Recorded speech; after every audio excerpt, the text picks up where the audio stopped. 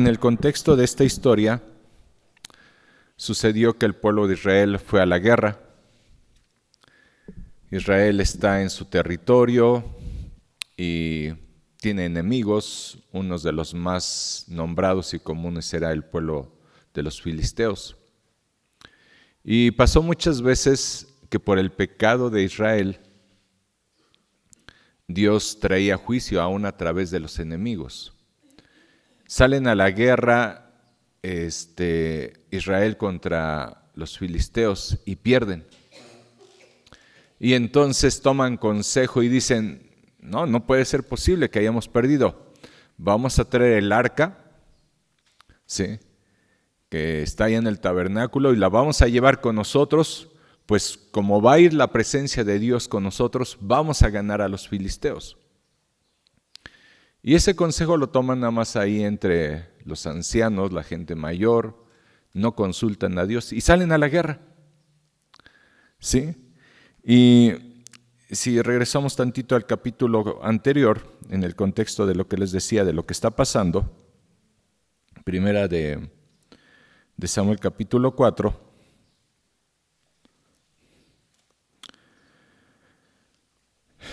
el arca, algo imposible para ellos, es tomada por el pueblo de los filisteos. Y por ahí sale uno de la batalla para ir a dar aviso al pueblo de lo que había pasado. Y entonces dice 1 Samuel 4:14, cuando llega este mensajero y les está diciendo lo que pasó: hemos sido derrotados, el arca fue llevada, los filisteos nos ganaron y el arca fue capturada. Entonces dice 1 Samuel capítulo 4, verso 14, cuando oyó Elí esto, o sea, él era el sacerdote, el estruendo de la gritería, dijo: ¿qué estruendo de alboroto es este? Y aquel hombre vino aprisa y dio las nuevas a Elí. Era ya Elí de edad de 98 años y sus ojos se habían oscurecido de modo que no podía ver. Dijo pues aquel hombre a Elí: yo vengo de la batalla, he escapado hoy del combate. Y Elí dijo: ¿qué ha acontecido, hijo mío? Y el mensajero respondió diciendo: Israel huyó de delante de los filisteos, y también fue hecha grande mortandad en el pueblo, y también tus dos hijos, Ofni y Fines, fueron muertos, y el arca de Dios ha sido tomada. Verso 18, y aconteció que cuando él hizo mención del arca de Dios, Elí cayó atrás de la silla, al lado de la puerta, y se desnucó y murió, porque era hombre viejo y pesado, y había juzgado a Israel 40 años. El pueblo estaba mal. Elí, el sacerdote, estaba tolerando el pecado de los hijos. El pueblo estaba en una vida de inmoralidad, de idolatría. Viene el enemigo y ellos dicen: tenemos a Dios, vamos a salir, vamos a vencer. Los derrotan y dicen: no, bueno, vamos a llevar el arca. El arca es la presencia de Dios. Y para algunos, ¿puedes poner la imagen del arca, mi hermano? Para algunos que quizás lo tengan presente o no lo tengan presente, Dios, cuando salió Israel de Egipto, Dios le mandó a construir el arca a Moisés. ¿Sí? Quizás algunos ya lo recuerdan o no lo recuerden. Esta era el arca, era una caja de madera que fue cubierta de oro, ¿sí?, que le pusieron una tapa con 2 querubines y a su vez le pusieron anillos en los costados para meter varas para que cargaran el arca. ¿Sí? Entonces, cuando Dios hablaba con Moisés, dice que descendía ahí al tabernáculo donde estaba el arca del pacto, porque representaba la presencia de Dios para el pueblo de Israel, y Moisés escuchaba, ¿no? Y para ellos era muy claro que el arca del pacto representaba la presencia de Dios. Y dicen: bueno, vamos a llevar a Dios, ¿no? Vamos a ganar. Pero el pueblo andaba en pecado y perdió. Y entonces capturan el arca, los filisteos. ¿Y qué es lo que leímos cuando capturan el arca? Y ellos pues están contentos, ¿no? Les hemos vencido y hemos capturado a su Dios.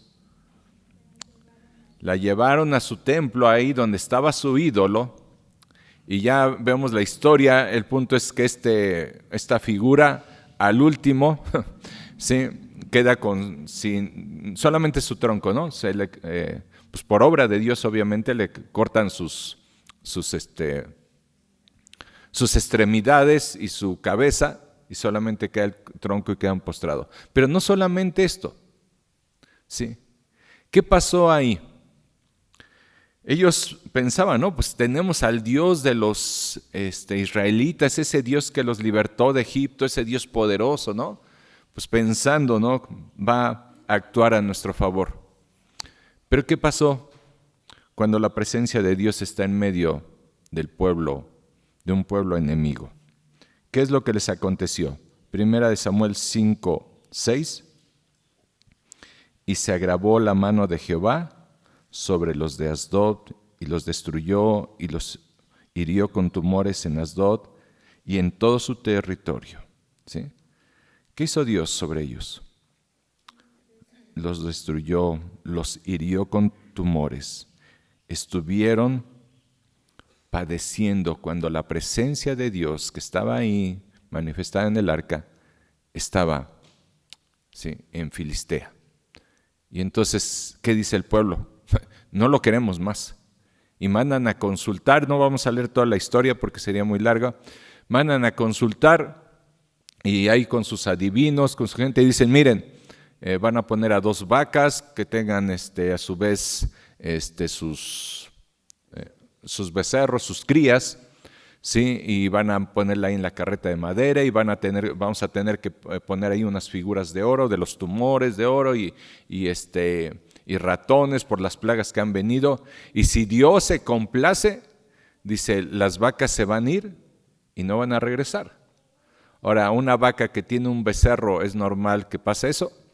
No. Y lo hacen. Y entonces el arca del pacto es sacada del pueblo de los filisteos. Y sigue la historia.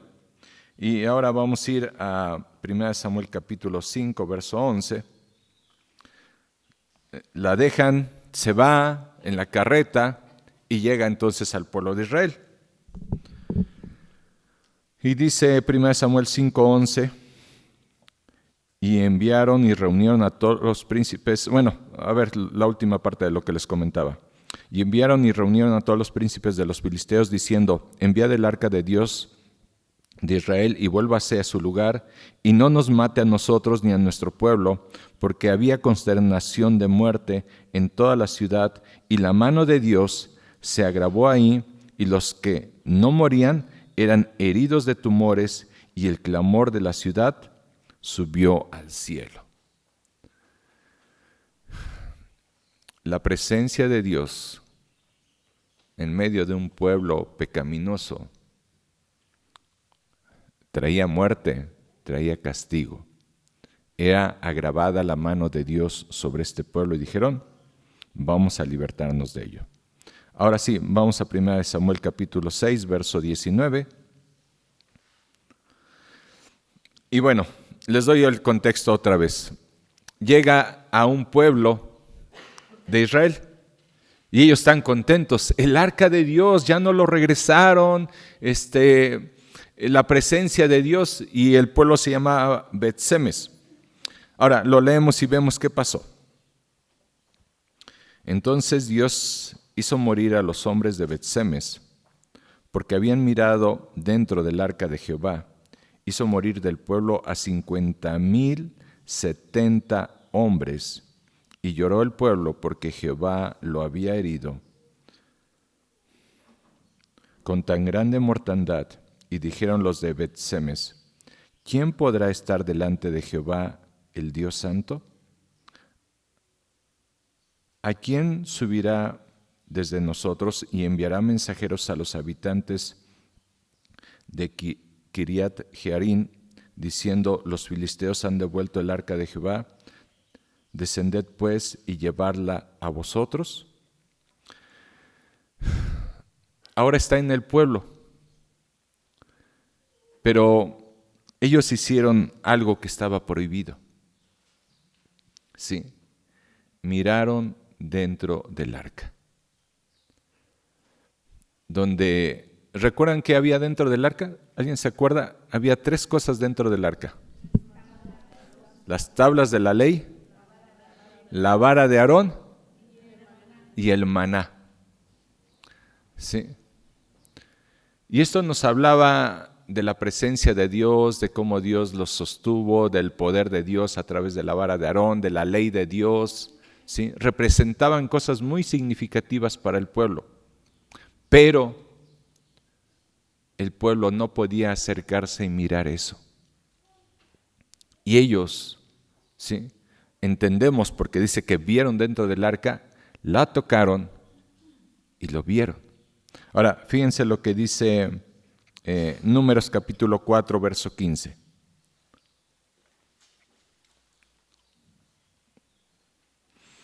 Aarón y sus hijos fueron los sacerdotes encargados del santuario, de encargarse de los holocaustos, de entrar al lugar santo y al lugar santísimo. Pero Dios les da indicaciones. Y dice en Números 4:15, y cuando acabaron Aarón y sus hijos de cubrir el santuario y todos los utensilios del santuario, cuando haya de mudarse el campamento, vendrán los hijos de Coat para llevarlos, o sea, todo el santuario, todos los artículos, el arca del pacto, la mesa de los panes, todos los artículos que estaban ahí, dice, para llevarlos, pero, ¿qué dice? No tocarán cosa santa, no sea que mueran. Estas serán las cargas de los hijos de Coat en el tabernáculo de reunión. Dios les había anticipado. Sí, no pueden tocar estas cosas santas. Santo era algo dedicado exclusivamente para Dios. Sí, y como les refiero, donde se manifestaba la presencia de Dios ahí en el tabernáculo, en el lugar de reunión, en el lugar santísimo. Y entonces viene mortandad. Mortandad con los enemigos, con un pueblo pecaminoso, porque no pueden acercarse a la santidad de Dios y hubo tortura. Mortandad en el pueblo de Dios, porque se acercaron e hicieron algo indigno, no podían tocarlo. Eso solamente era algo que los levitas con las varas tenían que cargar el arca. Y esta gente, supongo yo, entiendo, no sé si tenían o conocían la historia, yo estoy seguro que sí conocían de la historia, de los mandamientos de Dios con respecto a las cosas santas y más con respecto al arca del pacto. Y vieron y murieron. Seguimos leyendo. Segunda de Samuel capítulo 6, verso 1.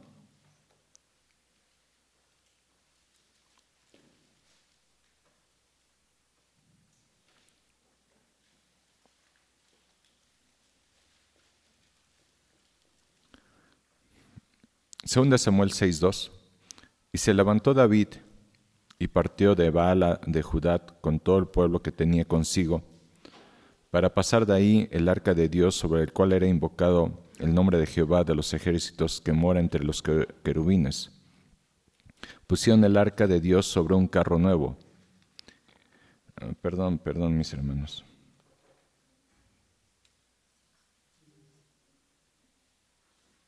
Me falta un pasaje antes de llegar a este. Primera de Samuel capítulo 7. Primera de Samuel. Ok.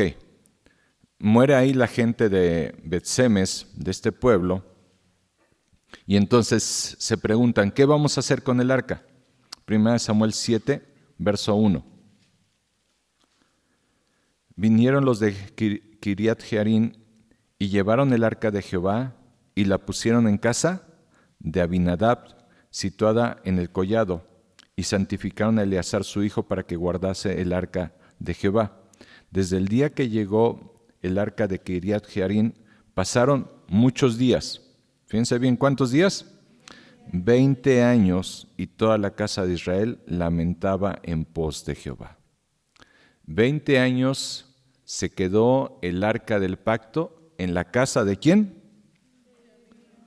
Abinadab. ¿Sale? Es importante llevar la secuencia de los hechos para comprender los puntos a los que vamos a llegar. Ahora sí, vamos hasta 2 de Samuel, porque esto lo estamos viendo en 1 de Samuel. Pasaron 20 años, ¿sí? Estaba Saúl todavía como rey, ya después viene David como rey, y dice 2 de Samuel capítulo 6, versículos del 12 en adelante. Y se levantó David y partió de Baala de Judá con todo el pueblo que tenía consigo para hacer pasar de ahí el arca de Dios, sobre el cual era invocado el nombre de Jehová de los ejércitos, que mora entre los querubines. Pusieron el arca de Dios sobre un carro nuevo y la llevaron de la casa ¿de quién? ¿Cuánto tiempo había estado ahí? 20 años. Que estaba en el collado. Y Usa y Ahío, ¿hijos de quién? Era del que estaba, era el dueño de la casa donde estaba el arca. Sus hijos eran Usa y Ahío, hijos de Abinadab. Guiaban el carro nuevo, y cuando lo llevaban de la casa de Abinadab, que estaba en el collado con el arca de Dios, Ahío iba delante del arca. Y David y toda la casa de Israel danzaban delante de Jehová con toda clase de instrumentos de madera de haya, con arpas, salterios, panderos, flautas y címbalos.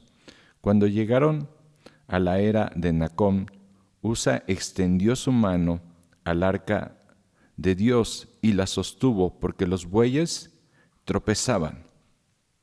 ¿Quién era Usa? Hijo de Abinadab. Y el furor, verso 7, y el furor de Jehová se encendió contra Usa, y los hirió ahí Dios por aquella temeridad, y cayó ahí muerto junto al arca de Dios. Y se entristeció David por haber herido Jehová a Usa, y fue llamado aquel lugar Pérez Usa hasta hoy.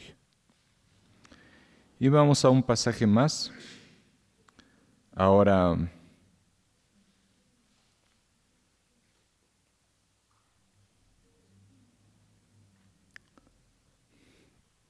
el verso 10.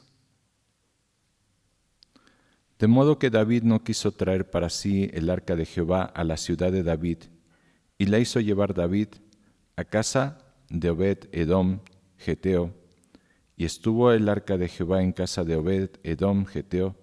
¿Cuánto tiempo? 3 meses. Y bendijo Jehová a Obed-Edom y a toda su casa. Cuando la presencia de Dios se manifiesta entre sus enemigos, hay muerte, hay pesar, hay dolor. Cuando la presencia de Dios representada por el arca está entre su pueblo, pero su pueblo se acerca de una forma indigna, hay juicio, hay mortandad. Cuando la presencia de Dios está en la casa de Abinadab y después está en la casa de Obed-Edom, ¿cuántos años estuvo en la casa de Abinadab? ¿Se menciona algo que haya pasado en la casa de ellos? Sí. ¿Qué aconteció? 20 años estuvo ahí el arca del pacto, la presencia de Dios en esta casa de Abinadab. Y no se refiere si ellos tuvieron bendición, si ellos prosperaron, si su casa fue mejor, por lo cual entendemos que posiblemente no pasó eso. Y la pregunta es ¿por qué con Obed-Edom sí pasó y solamente 3 meses y con Abinadab no pasó? ¿Por qué sí, por qué no?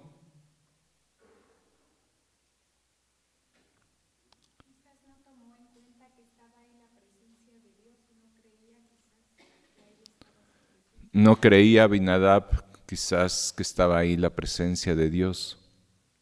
¿Por qué otras cosas podríamos? Es especulativo un poco, ¿no? Porque yo sé que no propiamente lo dice, pero con pasajes bíblicos a lo mejor podemos un poco llevarnos a la mente. ¿Por qué no pasó nada en un hogar que estuvo 20 años, pero en uno que estuvo 3 meses? Dice que su casa fue bendecida, fue prosperada, hubo bienestar. ¿Sí, hermanita? Porque no caminaban con el Señor. ¿Sí? Aquí dice que por su irreverencia. Por su irreverencia. ¿Sí? A veces lo santo, lo que Dios pide, se nos hace monótono, tradicional.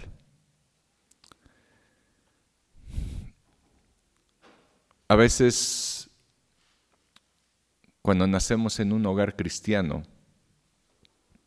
nos dicen, hijo, tienes que buscar de Dios. Hijo, vamos a la iglesia. Hijo, lee tu Biblia. Sí. Y se nos hace un hábito, ¿no? Se nos hace una costumbre. Pero a veces se nos es tan fácil leer la Biblia un momento y otro momento estar mirando cosas indebidas en el celular. A veces se nos hace tan fácil venir y cantarla y exaltar al Dios Santo y salir de aquí y con nuestras bocas juzgar a todos los demás. A veces se nos hace tan fácil porque nos hemos acostumbrado a convivir con lo santo que menospreciamos, ¿sí?, el Dios santo, el Dios que dice, el que se acerque a mí, yo me voy a santificar en él. Y Dios, mis hermanos, Dios ha cambiado de lo que vemos aquí. Dios es diferente del que vemos aquí, que hirió con mortandad a los filisteos, que murieron, ¿cuántos de Israel? ¿Que eran 50,000, 70? ¿Algo así? ¿Cuántos eran? ¿Sí? Pero era una enormidad de gente la que murió, porque se atrevieron a acercarse a Dios de una forma indigna. ¿Sí?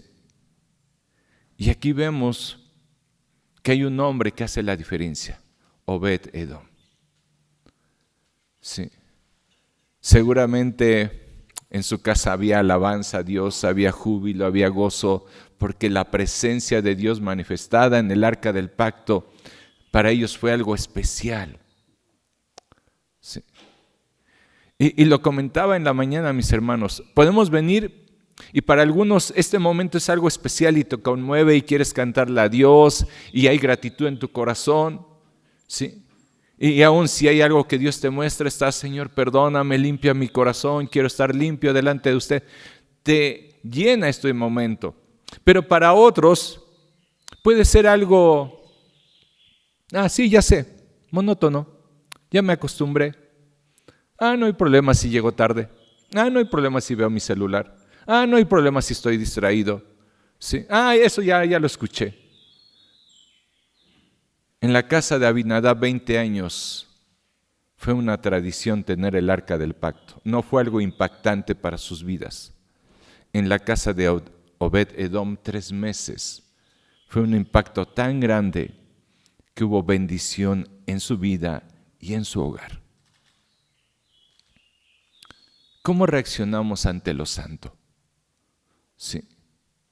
¿Realmente creemos que Dios está aquí presente? ¿Y estamos con la reverencia que debiéramos estar aquí? ¿Nos presentamos con la actitud que debiera ser? ¿O venimos aquí y decimos, pues estoy un poco mal, no sé si participo o no participo? Bueno, pues sí voy a participar, además no estoy tan mal. Y menospreciamos la cena del Señor y el Señor dice, examínate, ¿sí? Estás delante de mí. ¿Y cuántas veces hemos comido y hemos bebido con un corazón en que tengo pleito con mi hermano, mi hermana, mi tío, mi familiar, mi esposo, mis hijos, y no arreglamos las cosas y nos acostumbramos a ello. Y a veces decimos, es que siento que no pasa nada en mi vida cristiana. ¿Sí? Y ya llevo 20 años de cristiano y como que no pasa algo nuevo. Nos hemos acostumbrado y habituado a una actitud irreverente delante de nuestro Dios, una actitud en la que no examinamos nuestros corazones. Sí. Y a veces, y ese es un problema a veces con los hijos nacidos en hogares cristianos. Han escuchado tantas veces la palabra de Dios, el Evangelio de Dios, lo conocen. Pero ¿saben qué, muchachos? Y en parte a mí me pasó siendo de hogar cristiano, más o menos. ¿Sí? Te acostumbras a escuchar eso y sabes del Evangelio y lo puedes recitar y lo puedes hablar a otros, pero a nivel personal no te ha conmovido. Hay muchos creyentes religiosos que solamente tienen el entendimiento en su mente, pero no ha afectado sus vidas. No afectó la vida de esta familia, de Abinadab, de Aín y de Usa.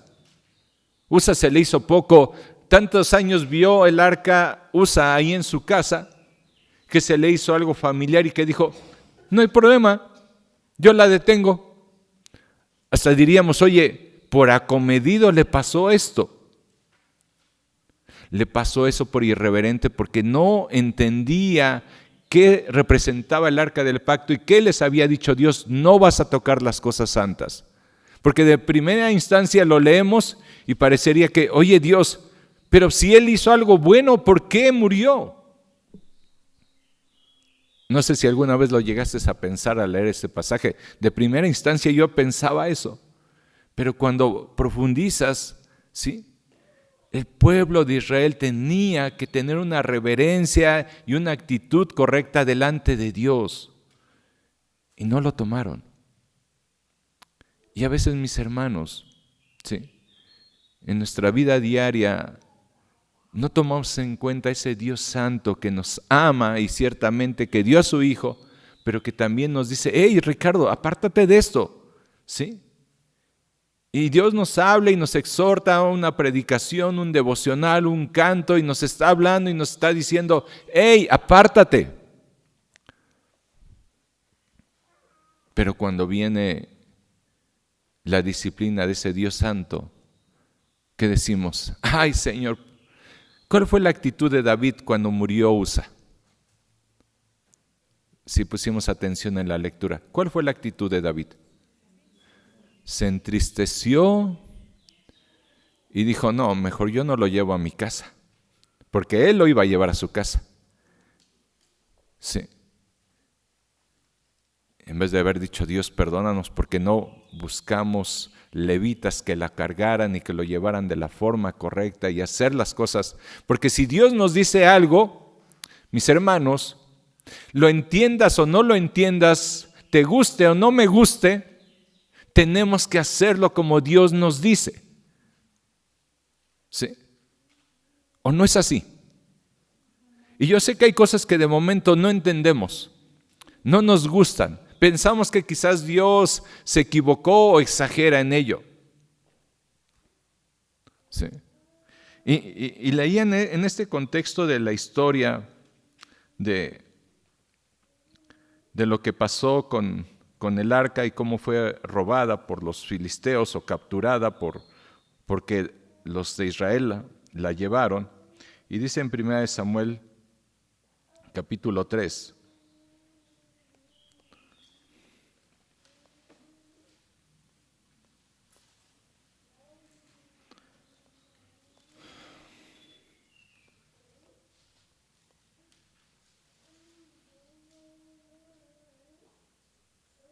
Cuando Dios le habla a Samuel, ¿recuerdan que cuando capturan el arca, quién murió? Se menciona ahí de 3 personas en específico. Los hijos de Elí en la guerra. Y cuando escuchó la noticia, Elí cayó. No, la nuera no murió. Bueno, ahorita vamos a leer. Dice 1 Samuel capítulo 3. Y está hablándole nuestro Dios a Samuel, que va a ser el que va a quedar como sacerdote, profeta, y le dice en el verso 13, y le mostraré que yo juzgaré su casa. Está hablando de Elí, Dios le está hablando a Samuel de Elí, y le mostraré que yo juzgaré su casa para siempre por la iniquidad que él sabe, porque sus hijos han blasfemado a Dios y él no los ha estorbado. Por tanto, yo he jurado a la casa de Elí que la iniquidad de la casa de Elí no será expiada jamás, ni con sacrificios, ni con ofrendas. Ellos oficiaban ahí delante del arca del pacto, y si recordamos la historia, ellos de los sacrificios tomaban lo mejor para ellos, con las mujeres que velaban ahí, fornicaban, y Elí no había hecho nada. Y Dios le dijo a Elí, ¿sí? No has estorbado el pecado de tus hijos, están sirviéndome a mí, y mira, haces pecar al pueblo por tu conducta. Y de ahí es cuando se desprende que van a la guerra y Elí y Ofnis llevan el arca del pacto y son muertos el padre. Porque mis hermanos, si nosotros nos acercamos a nuestro Dios y Él nos ha acercado a nosotros hacia Él para ser sus hijos, dice que Él nos escogió antes de la fundación del mundo para ser santos y sin mancha. Y si tú vienes aquí a la casa del Señor, hermano, no tomes en poco, porque si lo creemos y es real, está la presencia de Dios. Y si venimos a veces con corazones duros, indiferentes, a veces pareciera que le hacemos un favor al oyente a estar aquí, y hay que tratar de hacer cosas para que el oyente esté a gusto, y en vez de pensar, ¿cómo estoy yo delante de Dios? ¿Cómo está mi corazón? ¿Sí? Y miren, nada más por salir de la duda de la nuera, miren lo que pasó cuando acabó la pelea en el capítulo 4. Y dice, verso 19, y su nuera, la mujer de Fines, que estaba encinta, cercana al alumbramiento, oyendo el rumor que el arca de Dios había sido tomada, y muertos su suegro y su marido, se inclinó y dio a luz, porque le sobrevinieron sus dolores de repente, y al tiempo que moría le decían las que estaban junto a ella, no tengas temor porque has dado a luz un hijo. Mas ella no respondió, ni se dio por entendida, y llamó al niño Icabod, diciendo, traspasada es la gloria de Israel por haber sido tomada el arca de Dios, y por la muerte de mi suegro y de su marido. Dijo pues, traspasada es la gloria de Israel, porque ha sido tomada el arca de Dios. Hasta ahí, bueno, yo entiendo, no menciona que se haya muerto también la nuera, porque ella misma le pone el nombre. Y qué nombre tan triste, ¿no? Icabod. Y ese mismo nombre se va a mencionar más adelante en Ezequiel, cuando la gloria de Dios se va totalmente de su pueblo, del templo, por su pecado. ¿Sí? Entonces, mis hermanos, yo lo leía y le decía a Dios, perdóname. A veces no entendemos delante de quién estamos. A veces tomamos la vida cristiana como un juego. Como si quiero Dios te obedezco y si no quiero Dios no te obedezco. Sí, me parece eso está bien. Sí. Y de veras pensaba, gracias Dios porque ahora estamos revestidos de la justicia de Cristo. Y sí, Él nos ama y estamos revestidos de esa justicia, pero también Dios dice que al que ama va a disciplinar. ¿Para qué? Dice al último, para que participemos de su santidad. Sí. Y dice un texto más, mis hermanos, en 2 Corintios capítulo 7, verso 1.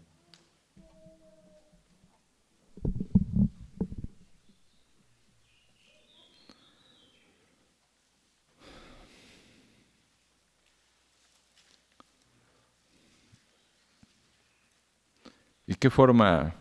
Sabemos que la palabra es inspirada por Dios, esto lo inspiró Dios y esto nos lo dice Dios a nosotros. Y en una primera instancia, cuánto amor y cariño en el llamado, pero qué importante es el llamado. 2 Corintios 7:1, así que amados, nos podría decir nuestro Padre Celestial, así que hijito, sí, así que hijo amado, puesto que tienes tales promesas, pues que te he dado la vida eterna, puesto que tú eres mi hijo, puesto que tú tienes que vivir en otro nivel de vida, limpiémonos de toda contaminación de carne y de espíritu, perfeccionando la santidad en el temor de Dios. Y yo amo mucho a mi Dios, a mi Padre, pero también le temo. Y una cosa no quita la otra. ¿Sí? El que tú ames a alguien, eso no te da la libertad para ofenderle. ¿Sí? Y yo lo he mencionado, ¿no? Me gusta decirle a Dios, Padre mío, y sé que es mi papá, y sé que es bueno y me cuida y me ayuda, pero también sé que mi Padre es un Dios santo y que me dice, Ricardo, no juegues con el pecado. ¿Sí? Si yo ya te llamé a ser mi hijo, si tú has escuchado mi palabra, si tú has sido enseñado, si tú vas el domingo y escuchas, no juegues en tu vida cristiana. Y jóvenes, señoritas, matrimonios, ese es el Dios que nos llamó, el Dios que hizo estragos con Filistea, el Dios que trajo juicio sobre Elí, Ovni y Fines, el Dios que trajo mortandad sobre su pueblo irreverente, el Dios que mató la vida de Usa, el Dios que bendijo a Obed-Edom. Entre todas estas gentes solamente Obed-Edom supo qué hacer con el arca. Seguramente había adoración, seguramente había ahí un sentir de gratitud, porque qué privilegio tener el arca del pacto en nuestro hogar, que representaba la presencia de Dios. ¿Con cuál te identificas? ¿Elí? ¿Ovni? ¿Fines? ¿Filisteos? ¿Un pueblo irreverente? ¿Usa? ¿Excedido en confianza y creyendo, pues yo ya sé y no pasa nada? Obed-Edom. Sí. Ojalá todos nos llamáramos Obed. Más bien, ojalá todos viviéramos como Obed, porque ahí veríamos la bendición de Dios en nuestros hogares. ¿Ves la bendición de Dios en tu hogar, hermano? O a veces te pasa como Abinadab, que dices, tanto tiempo de cristiano y no pasa nada. Y no pasa nada, no porque Dios no pueda actuar, sino por nuestra forma de acercarnos a Dios. Así que mis hermanitos, como siempre les animo, y si algo te habla a Dios a ti en lo particular, hablemos con Dios. Y si hemos sido irreverentes, pídele perdón a ese Dios santo y agradece su misericordia. Y si ves que tu vida no está pasando nada, dile, Dios, enséñame a vivir como Obed-Edom. ¿Qué necesito hacer en mi diario vivir? ¿Cómo poder tener esa relación que bendiga mi vida, que bendiga mi matrimonio, que bendiga mi hogar? ¿Sí? Oramos un momento, hermanos.